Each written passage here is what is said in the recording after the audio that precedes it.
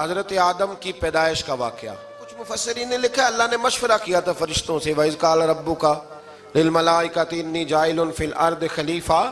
लेकिन कुछ मुफस्सिरीन कहते हैं कि अल्लाह को जरूरत नहीं फरिश्तों से मशवरा करने की।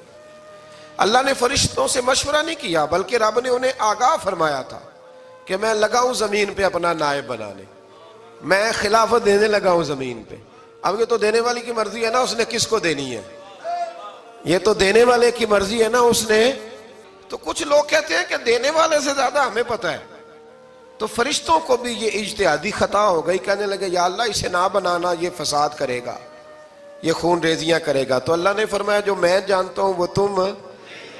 अल्लाहु अकबर। इमाम राजी फरमाते जब रमजान आता है तो अल्लाह फरिश्तों से कहता है जरा ये खोल के दरवाजे देखो ना, ये जमीन पे क्या कर रहे हैं। तुम तो कहते थे फसाद करेंगे और ये सारे तरावियां पढ़ रहे हैं। तुम तो गोया कहते थे फसाद करेंगे और ये तो देखो गोया रमजान के रोजे रख रहे हैं, ये तो मेरी याद में निकले हुए। तुम कुछ कहते थे और देखो मैंने तुम्हें कहा था ना जो मैं जानता हूं वो तुम। अल्लाह ने फिर हजरत आदम अलैहिस्सलाम को तमाम जमाने के उलूम अता किए, इल्म सिखा लिया। तो फरिश्तों से कहा तुम भी इन चीजों के नाम बताओ, तो वो बता सके नहीं। अल्लाह ने फरमाया अब इस तरह करो, आदम को सजदा करो। सब ने सजदा किया सिवाय, वो कहने लगा या अल्लाह सिर्फ तुझे ही करना है। करना भी सिर्फ अल्लाह को चाहिए, पर रब के आगे भी झुकना चाहिए, और जिसके सामने रब झुकाए ना वहां भी। और ये जो आजिज़ी है ना, ये जो झुकना है, ये इल्म के आगे है। हमारी मुसीबत ये है कि हम इल्म के आगे भी गर्दन झुकाने को तैयार नहीं होते, वहां भी हम खुद आलिम फाजिल बन जाते हैं। तो फरमाया कि सबसे का सजदा करो, सब ने सजदा किया सिवाय इबलीस के। तो फिर हुआ क्या, वकान मिनल काफिरीन, वो काफिरों में से हो गया। फिर अल्लाह ने हजरत आदम को और जनाब हव्वा को ना मकाम दे दिया जन्नत में रहने के लिए, और कहा सारा कुछ खाना, दरख्त के करीब ना जाना। अभी आप किसी से कह दें थोड़ा सा कि पीछे ना देखना, यानी अगर मेरी समझ ले अदब की वजह से कोई 1.5-2 मिनट या 6 मिनट नहीं भी ना देखेगा तो सोचेगा जरूर के पता नहीं अब पीछे क्या है, मुसीबत क्या है। यानी आप कह के देख लें किसी को, पीछे ना देखना। फितरत है ना इंसान की, वो जुस्तजू करता है, कहा इस दरख्त के पास ना जाना। तो हजरत हव्वा सलाम अलैहा कहते हैं दिल में ख्याल रहता था कि आखिर है क्या दरख्त के पास। यही इंसान का अकीदा है, तौहीद है कि जहां से रब मना कर दे वहां वो मना हो जाए। और ये उनकी खता नहीं थी, ये अल्लाह की हिकमत थी, चूंकि रब ने तो पहले कह दिया था बनाया ही जमीन के लिए, तो ये तो सारा कुछ होना था, तो जमीन पे आना था ना। तो हजरत हव्वा और जनाब आदम के पास शैतान आया, अब उसको निकाल तो दिया था पर अभी उसका जन्नत में आना जाना बंद नहीं हुआ था, ये भी अल्लाह की हिकमत थी। तो वो कहने लगा तुम्हें पता है बाद में मर जाओगे। तो हजरत हव्वा कहने लगी क्या मौत भी आएगी, कहाँ, उसकी तकलीफ भी बड़ी होगी, तो फिर बचेंगे कैसे। तो कहने लगे फल खा लो उस दरख्त का। तो बचने के लिए फल खाया था। जिस तरह लोग आज बहुत सारे काम बचने के लिए करते हैं पर बच सकते, बचने के लिए फल खाया। तो अल्लाह ने फरमाया जमीन पे चले जाओ। तो हजरत आदम जमीन पे आए, फिर कई 100 साल रोते रहे। फतलक्का आदम मिर रब्बिही कलिमात, तो फिर अल्लाह ने खुद ही जनाब आदम को कुछ कलमे सिखाए। अल्लामा इस्माइल हक्की फरमाते हैं वो कलमे ये थे कि हजरत आदम ने मेरे नबी का वसीला पेश किया, तो अल्लाह करीम ने जनाब आदम की दुआ को मकबूल फरमा लिया। फिर आगे बनी इसराइल का जिक्र आ जाता है। अल्लाह ताला ने बनी इसराइल, आज आप उसी कौम को यहूदी कहते हैं, इनको अल्लाह ने उस जमाने में फजीलत अता की थी बहुत ज्यादा। तो अरब के अंदर जब नबी पाक अलैहिस्सलाम ने ऐलान नबुव्वत किया तो कुछ लोगों ने यह कह दिया कि अगर ये यहूदी कलमा पढ़ लेंगे तो हम भी पढ़ लेंगे। तो फिर अल्लाह ने इन्हें याद कराया कि तुम असल में क्या हो, तुम्हें कलमा पढ़ना चाहिए। तो अहले यहूद का तज़किरा करते करते रब करीम ने एक बात ये भी इरशाद फरमाई कि तुम लोगों को तो कहते रहे हो कि वो नबी आने वाले हैं, वो नबी आने वाले हैं, और जब आ गए हैं तो मानने को तैयार नहीं हो। तो फरमाया तामुरून अन्नास बिल बिर्रि व तनसौना अनफुसकुम व अंतुम ततलूनल किताब, लोगों को भलाई का हुक्म देते हो और अपने आप को भूल जाते हो। अफला ताकिलून, तुम्हें अकल नहीं। फिर अल्लाह ने उन्हें यह भी याद कराया कि याद करो वो जमाना कि जब फिरौन ने ख्वाब देख लिया था कि कोई बच्चा उसकी सल्तनत को तबाह करेगा, तो फिर उसने तुम्हारे बच्चों को ज़िबा कराना शुरू किया और तुम्हारी बेटियों को छोड़ता था। फरमाया ये भी तो तुमने देखा। मैंने तुम्हें फिर तुमसे कहा जिहाद करो कौम अमालका के खिलाफ, तो मकाम तिया में जाके ये लोग कहने लगे हमसे जिहाद नहीं होता। अल्लाह ने इन्हें एक मैदान में कैद कर दिया। बड़ी दिलचस्प बात, कैद तो लोग होते हैं ना चार दीवारी में, तो अल्लाह ने बनी इसराइल वालों को जब इन्होंने कहा जिहाद नहीं करेंगे तो अल्लाह ने मैदान में कैद कर दिया। मैदान में, ये याद रखें, जब इंसान अल्लाह की नाफरमानी करता है तो उसे ऐसी कैद मिलती है जिसका उसने तसव्वुर भी नहीं किया होता। एक मैदान है मकाम तिया, कैद हो गए। सारा दिन सफर करते थे, सारा दिन, तो रात को थक के सोते थे, सुबह उठते थे ना जब, तो वहीं होते थे जहां कल सुबह चले थे। तो रब जब किसी को कैदी बनाते हैं तो उसे जंजीरों की, सलाखों की जरूरत, दुआ फरमाए अल्लाह तबारक व तआला गमों से निजात अता फरमाए। ये दुआ फरमाए, ऐसी कैद देता है कि जिससे फिर छुटकारा हो सकता। तो बनी इसराइल का बहुत ज्यादा तज़किरा इस बारे में अल्लाह तबारक व तआला ने फिर बयान किया और फिर कहा कि इन्हें जो हुक्म दिया जाता था ये उसकी सरताबी करते थे। फिर अल्लाह ने इन पर जिल्लत नाजिल कर दी और ये हमेशा उसका शिकार रहे। कौम सब्त का जिक्र फरमाया अल्लाह ने। हफ्ते वाले दिन कुछ लोग नाफरमानी करते थे। हमारे भी हीले बहाने हैं ना आजकल कारोबार में। तो इसी सिपारे की आयत नंबर 65 के अंदर अल्लाह ताला ने हजरत दाऊद की कौम का जिक्र किया कि अल्लाह ने उन्हें हुक्म दिया था कि हफ्ते वाले दिन मछलियां नहीं पकड़नी। तो वो कहते थे चलो हाथ लगा के नहीं पकड़नी, हाथ लगा के। वो हमारे लोग हीले बहाने तलाश कर लेते हैं ना। वो बड़े जनाब इंश्योरेंस वाला आ गया, अब वो बैंक वाला आ गया, वो फलाने साहब आ गए, वो तरोड़ मरोड़ के कहानियां बातें, और फिर हमें भी रास्ते मिल जाते हैं बचने के। मुफ्ती साहब ने कह दिया था, ओ एक मौलाना से मैंने इनको कहा हफ्ते वाले दिन मछलियां नहीं पकड़नी, का नहीं पकड़ते, छोटे छोटे हौज बना लिए।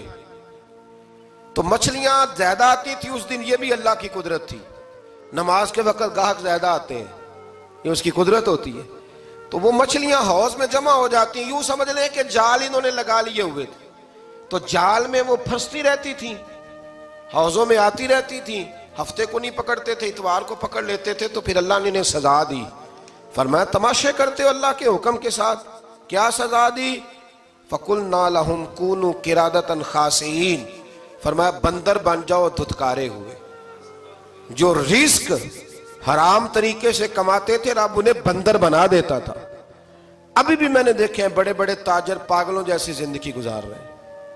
नफसियाती तौर पे सुकून नहीं है, करोड़ों रुपया पड़ा है। क्यों?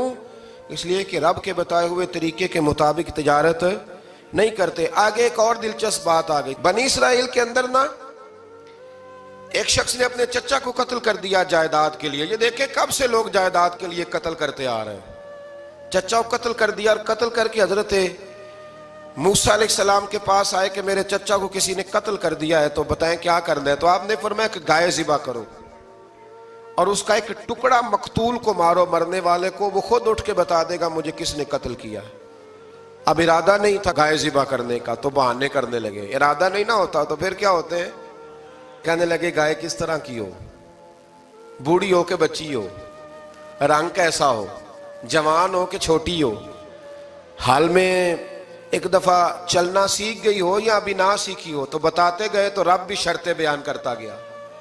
गहरे जर्द रंग की हो, हाल के अंदर उसे ना चलाया गया हो, पानी ना निकाला गया हो, ना बच्ची हो ना जवान हो, इसके दरमियान हो। ये सारी शर्तें कहां पाई जाती थी? हजरत मूसा अलैहिस्सलाम की कौम का एक शख्स था जो अल्लाह का वली था। वो जब इंतकाल करने लगा ना, अल्लाह अकबर, देखो रब वलियों की औलादों पर भी कितना फजल फरमाता है। वो जब इंतकाल करने लगा तो एक उसके पास छोटी सी बच्चिया थी, गाय की बच्ची, उसने जंगल में छोड़ दी। कहने लगा या अल्लाह मैं तेरे नाम पे छोड़ता हूं, मेरा बच्चा जवान हो जाए तो उसे दे देना, और तो सरमाया ही कोई नहीं। बच्चा बड़ा हुआ तो बच्चा भी बड़ा नेक था, अपनी माँ का बड़ा फर्मा बरदार था। उसकी माँ ने कहा बेटा तेरे बाप ने एक गाय छोड़ी थी। तो बच्चा जंगल में गया और जाके कहने लगा ऐ अल्लाह मेरी गाय मुझसे मिला दे। तो रब करीम ने वो गाय वापस कर दी। वो गाय घर ले आया। अब वो कहने लगा अम्मा बेच दूं। तो अम्मा कहने लगी बेटा मेरे पूछे बगैर ना बेचना। कई दफा गाहक लगे पर उसने कहा जब तक मेरी अम्मा ना कहेगी मैं बेचूंगा। उधर बनी इसराइल वाले शर्तें जितनी गाय के बारे में पूछ चुके थे, वो सारी इसी गाय में पाई जाती थी। तो ये ढूंढते ढूंढते वहां पहुंच गए, तो कहने लगे गाय चाहिए। तो उसने कहा भी तुम्हारी मर्जी से नहीं, कीमत मेरी मर्जी की। एक मुफस्सर ने तो यहां तक लिखा है कि उसने कहा गाय ज़िबा करके ना, तो जितना गाय के अंदर गोश्त होगा ना, उतना ही खाल के अंदर तुम मुझे माल भर के दोगे, उतने ही सिक्के भर के दोगे, उतनी अशरफियां भर के दोगे, तो फिर तुम्हें गाय दूंगा। तो फिर ये गाय उन्हें मिली और ये गाय लेकर के आए। ज्यादा सवालात ना करते तो ज्यादा उलझते ना। हम भी दीन के मामले में बड़े सवाल जवाब करते हैं, उतना सवाल करें जितनी उसकी जरूरत है। इन लोगों ने सवाल ज्यादा किए तो फिर उलझ ज्यादा गए। तो मेरे भाई इसका जिक्र भी अल्लाह तबारक व तआला ने पहले पारे के अंदर बयान फरमाया। फिर अल्लाह करीम ने फरमाया कि कुछ ऐसे लोग भी हैं यहूदियों में से जिनका दावा हो गया है कि हम अल्लाह के बड़े प्यारे हैं। फरमाया ये सिर्फ उनके मुंह की बातें, ये तो क़यामत में पता चलेगा ना कि अल्लाह का प्यार किसके साथ ज्यादा है। और फिर ये भी यहूदियों ने दावा किया है, इसी पारे में अल्लाह फरमाते हैं कि इनका दावा है कि हम अल्लाह के बड़े प्यारे हैं, जन्नत में हम ही जाएंगे। तो अल्लाह फरमाते हैं फिर मरने की दुआ तो करो, जन्नत में तो मार के जाना है ना। लेकिन रब फरमाते हैं ये कभी मरने की दुआ नहीं करेंगे, इसलिए कि इन्हें पता है कि हमने आखिरत के लिए क्या भेजा। लेकिन जी पहला हुक्म आ गया, या अय्युहल्लज़ीना आमनू कह के पहली आयत कुरान पाक की पहले सिपारे में पहली आयत, जिसमें अल्लाह ने कहा या अय्युहल्लज़ीना आमनू। तो पहला हुक्म आमनू कह के आयत नंबर 104 में जो अल्लाह ने हुक्म दिया है ना, वो नबी पाक की ताजीम का हुक्म है। पहला हुक्म ही अल्लाह ने हुजूर की इज्जत और नामूस का इरशाद फरमाया। पहला इस तरतीब के लिहाज से वो हुआ ये कि जब नबी पाक को बात इरशाद करते तो सहाबाए किराम उठ के अर्ज करते राई ना या रसूल अल्लाह, हुजूर समझ नहीं आई, जरा रियायत कर दे। तो यहूदियों की इब्रानी जुबान के अंदर ना जरा खींच के पढ़ते थे राई ना, तो उसका माना बनता था माज अल्लाह ए हमारे चरवाहे। बकरियां चराने वाले को भी वो राई ना कहते थे। तो जब सहाबा ये कहने लगे तो अल्लाह ने मना ही कर दिया। फरमाया मेरे महबूब के गुलामों, इस लफ्ज के पीछे छुप के, इस लफ्ज के पीछे छुप के लोग मेरे नबी की बेअदबी कर जाते हैं। तो जिस लफ्ज का कोई एक माना बेअदबी वाला बनता हो, वो लफ्ज भी मेरे नबी के लिए ना कहो। लफ्ज वो वाले कहो जिसमें कोई बेअदबी का माना निकले ना। यहां लोगों ने बड़े बड़े लफ्ज नहीं बोल दिए, फिर कहते मेरा मतलब ये था, मेरा मतलब वो था, तो तूने वो लफ्ज बोला क्यों जिसका कोई गलत मतलब भी निकल सकता था। अल्लाह ने फरमाया या अय्युहल्लज़ीना आमनू ला तक़ूलू राइना, ऐ ईमान वालो राइना कहो ही ना। तो या अल्लाह क्या कहें? फरमाया वक़ूलू उन्ज़ुरना, तुम कहो या रसूल अल्लाह एक नजर फरमाइए। अंदाज देखिए, उन्ज़ुरना एक नजर। तो हमारे बुजुर्ग तो पहले ही बड़े प्यार वालों ने कह दिया या रसूल अल्लाह ही उन्ज़ुर हालना। कहते कहां से लाते हो जुमले? मैंने कहा अल्लाह की किताब से। या रसूल अल्लाह ही उन्ज़ुर हालना, या हबीब अल्लाह ही इस्मा काला। तो तुम कहो उन्ज़ुरना, महबूब नजर करम करे, वस्माऊ, और क्या जरूरत है दोबारा पूछने की? अल्लाह कहता है पहले ही ध्यान से सुना करो, पहले ही वस्माऊ, पहले ही एहतियात से सुनो। वलिल काफिरीन अज़ाबुन अलीम, और काफिरों के लिए दर्दनाक अजाब है। ले जी इसी पारे में अल्लाह तबारक व तआला ने फिर अहले यहूद का जिक्र किया। तो यहूद कहने लगे कि हम हजरत इब्राहिम के मानने वाले हैं। तो अल्लाह करीम ने वो भी जिक्र किया कि मैंने तो इब्राहिम को आजमाया है। वइज़ इब्तला इब्राहीम रब्बुहु बिकलिमातिन फ़अतम्महुन्ना, हमने इब्राहिम को कुछ चीज़ों से आजमाया है, वो हमारी आजमाइश पे पूरे उतरे। क़ाला इन्नी जाइलुका लिन्नासि इमामा, तो फिर हमने उन्हें कहा कि हम आपको पूरी दुनिया का इमाम बनाएंगे। वो आजमाइश क्या थी? आग में जाना भी आजमाइश, बेटे का ना होना भी आजमाइश, बेटा हुआ तो फिर उसे वादी गैर ज़ी ज़र इनमें छोड़ के आना भी आजमाइश, बड़ा हुआ तो फिर ज़िबा करना भी आजमाइश। फरमाया जहां जहां आजमाया है ना, इब्राहिम हमारी आजमाइश में पूरे उतरे। फरमाया तो मुफ्त में हजरत इब्राहिम की औलाद बनते हो और उनका नाम लेते हो और उनके साथ अपना ताल्लुक बनाते हो, देखो तो सही वो कितनी आजमाइशों से गुजरे। तो इसका भी अल्लाह ने इसी में जिक्र फरमाया। और फिर वो बात करते थे हजरत याकूब की और हजरत इसहाक की। तो फरमाया वो तो हमारे इतने खास बंदे थे कि विसाल के वक़्त भी उन्होंने अपनी औलादों को नसीहत फरमाई थी कि अल्लाह की तौहीद पे कायम रहना। उसका जिक्र भी अल्लाह ने इसी पारे में बयान फरमाया। और जो हज़रत इब्राहीम और जनाब इस्माइल ने काबा तामीर किया तो उसका जिक्र भी अल्लाह ताला ने इसी पारे में फरमाया। फरमाया जब वो काबा बना रहे थे तो कह रहे थे रब्बना तकब्बल मिन्ना, कह रहे थे ऐ अल्लाह बना हमने दिया है पर मेहरबानी फरमा हमसे कबूल फरमा ले। तो जो आया करीमा आखिर में अर्ज करना चाहता हूँ उस पर भी थोड़ी तवज्जो फरमाएंगे तो बात बड़ी निखर के बाहर आएगी। ये 16वें रुकू के अंदर अल्लाह ने फिर यहूद का और ईसाईयत का जिक्र फरमाया। तो अल्लाह करीम ने एक बात इरशाद फरमाई, यहूदियों के यहाँ जब कोई बच्चा पैदा होता था वो पीले रंग के साथ उसको रंगते थे, या कोई खास रंग था उनका, बच्चा पैदा होता तो उस पर वो रंग चढ़ाते कि ये जी हमारे मजहब का रंग है। हमारे यहाँ भी रस्में है ना अपनी अपनी, माज़अल्लाह अपनी अपनी नहीं होनी चाहिए, अल्लाह रसूल का हुक्म होना चाहिए। तो यहूदियों के यहाँ बच्चा पैदा होता तो एक खास रंग चढ़ाते, ईसाइयों के यहाँ पैदा होता तो वो भी एक खास रंग चढ़ाते। तो मुसलमानों के यहाँ बच्चे पैदा हुए तो उन्होंने भी तवज्जो की कि ये क्या हो रहा है। तो रब करीम ने फरमाया सिबगत अल्लाह, रंग अल्लाह का ही है। वमन अहसनु मिनल्लाहि सिबगा, और फरमाया अल्लाह के रंग से ज्यादा खूबसूरत किसका रंग हो सकता है। अल्लाह का रंग क्या है? ला इलाहा इल्लल्लाहु मुहम्मदुर रसूलुल्लाह सल्लल्लाहु अलैहि। फरमाया नीले पीले काले रंग ना चढ़ाओ, अपने जहन पर तौहीद और रिसालत का रंग चढ़ाओ, ये सबसे बेहतरीन रंग है।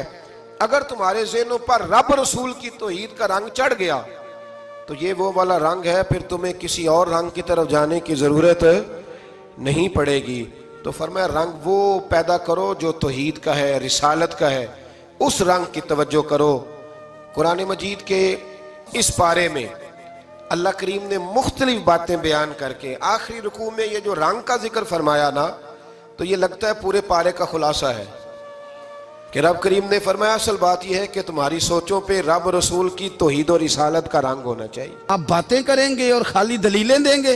और यारो ये जो गुलामी है ना, गुलामी, मौलाना अमजद अली साहब आजमी रहमतुल्लाह अलैह फरमाते हैं यकदम आला हजरत का दरवाजा खुला। ये भी मेरे आला हजरत की जिंदगी है, इसे भी देख, यकदम दरवाजा खुला तो बूढ़े इमाम के पैरों में जूता कोई नहीं और आला हजरत सर पट दौड़े। मैं करीब गया, मैंने कहा हुजूर मैं सदके जाऊं, कहाँ जा रहे हो? कहने लगे किसी ने बताया मेरा मुर्शद का बेटा रेलवे स्टेशन से गुजरने वाला है। अमजद अली देर न कर यार, कहीं शहजादा नाराज ना हो जाए, मेरे मुर्शद का बेटा, मेरे शेख का पोता, यार जरा जल्दी कर। कहते हैं आला हजरत दौड़े रेलवे स्टेशन पे। उन्हें अगर फतवे लिखने आते थे किल के रजा है खंजरे खूंखार बरकबार, तो वो ये भी कहा करते थे कैसे आकाओं का बंदा हूं रजा, बोल बाले मेरी सरकारों के। दौड़े गए रेलवे स्टेशन पे और बूढ़े शेख सदरुल शरिया कहते हैं मैंने कहा हुजूर मैं ना चला जाऊं? कहने लगे ना पुत्र, मैंने बड़ा नमक खाया उस घर का, मैंने बड़ी नौकरी करी है, मेरी अपनी ड्यूटी है, तुम्हारी तो नहीं ना। मेरे शेख फरमाते रेलवे स्टेशन पे हजरत खड़े हैं तो एक मुसाफिर उतरता, उसके करीब जाते अदब से सलाम लेते तो कहते मारेरा शरीफ से तो नहीं कोई आया? कहते वो मुसाफिर गुजर जाता, दूसरा आता तो फिर करीब जाते, कहते वो उसके आस्थाने से तो नहीं आए, उधर से तो नहीं कोई आया। कहते सारे गुजर गए, जिन मुसाफिरों ने उतरना था उतर गए, ट्रेन चल पड़ी। तो मैंने कहा हुजूर किसी ने आपको गलत इत्तला दी थी, शहजादे तो आए नहीं। कहने लगे यार इत्तला गलत थी या ठीक थी, पर यहाँ तक आने का मज़ा बड़ा है। आप समझ सकते हैं आला हजरत के दो बेटे हैं, हुज्जतुल इस्लाम मौलाना हामिद रजा खान साहब और मुफ्ती आज़म आलम इस्लाम, दोनों शहजादे इतने बड़े शहजादे थे कि दोनों अपने अपने वक्त के सबसे बड़े मुफ्ती हुए। ये भी तो मेरे आला हजरत है ना, इसको भी तो जरा समझो ना। खुशकी और फिर खुशकी और फिर खुशकी। एक दिन पीर साहब ने कहा, नूरी मियाँ साहब, कि अहमद रजा यार वो भैंसें रखी हुई हैं तो उनको ना गीदड़ आके तंग करते हैं, तो दो कुत्ते मिल जाए ना कभी, तो चलो रात को पहरेदारी करेंगे। दो कुत्ते मिल जाएं। मैं अक्सर सोचता हूँ कि आला हजरत तो आलिम थे, उनका कुत्तों से क्या लेना देना। हजरत जी आपने कुत्तों की बात करनी थी तो किसी दुनियादार से करते। दो कुत्ते मिल जाएं तो ज़रा जानवरों की देखभाल करेंगे। फरमाया हुजूर सवेरे ही आ जाएंगे। भाई आपका तो ये शुगर नहीं, तो आप कहाँ से लाएंगे। दिन चढ़ा तो दोनों बेटों के गले में रस्सियां डाली। आला हजरत को सिर्फ आप फतवे की रोशनी में देखते हैं, आपको उस शख्स के दर्द का नहीं पता, उसके जायके का नहीं पता, वो किस स्टेज का आदमी है, स्टेटस क्या है तरीकत में, शरीयत में, इश्क में। दोनों शहजादों के गलों में रस्सियां और पकड़ा हुआ है। तो नूरी मियाँ साहब कहते हैं मैं चारपाई पे बैठा था तो नीचे बिठाल दिए दोनों बच्चे। मैं उठ के खड़ा हो गया। मैंने कहा मौलाना ये क्या। कहने लगे हुजूर ड्यूटी भी करेंगे और रोटी भी नहीं मांगेंगे। जिन्ना तना विच इश्क न रचिया कुत्ते हो ना थी चंगे, मालक देकर राखी कर दे साबर भुखे नंगे। किधर गया शौक, किधर गया वो दर्द। और फिर जब बारी आई रसूलुल्लाह के प्यार की, जब बारी आई नबी पाक की मोहब्बत की, तो फिर फाजिल बरेलवी का कद अगर लिखने में कमाल है ना, तो महबूब के प्यार करने में भी कमाल है। उन्होंने ना सारी ज़िंदगी, यानी सारी ज़िंदगी ये कह के गुजार दी कि इश्क तेरे सदके जलने से छुटे सस्ते, जो आग बुझा देगी वो आग लगाई है। एक सैयद साहब थे, मकान बन रहा था आला हजरत का, तो सामने ना बिल्कुल लाइब्रेरी थी। तो जब मकान बन रहा होता है तो तब सारे मिस्त्री मजदूर अंदर ही होते हैं, तो सब का आना जाना था, सब लोग आते जाते थे बिला झिझक। तो वो सैयद साहब भी एक दिन आ गए, सामने लाइब्रेरी में मिले, फिर चले गए। कुछ दिनों के बाद घर मुकम्मल हो गया, अब औरतें भी आ गईं। तो शाह जी को पता नहीं था। वो पुराना माहौल समझ के ना, मौलाना ज़फ़रुद्दीन बिहारी कहते हैं पुराना ही माहौल समझ के तो अंदर आ गए।